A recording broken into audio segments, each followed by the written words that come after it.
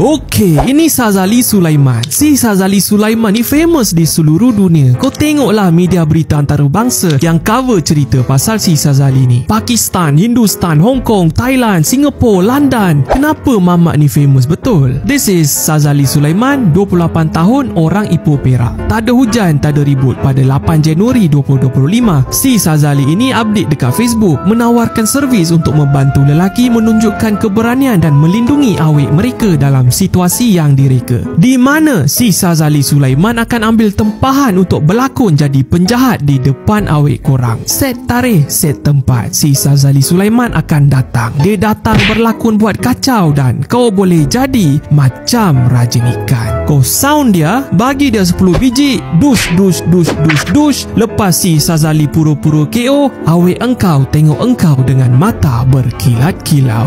Abang, I love engkau. Lepas tu kau boleh habiskan dengan kata-kata azimat. Aku bukan bayang, aku bukan ilusi, aku janji, aku ada sampai mati.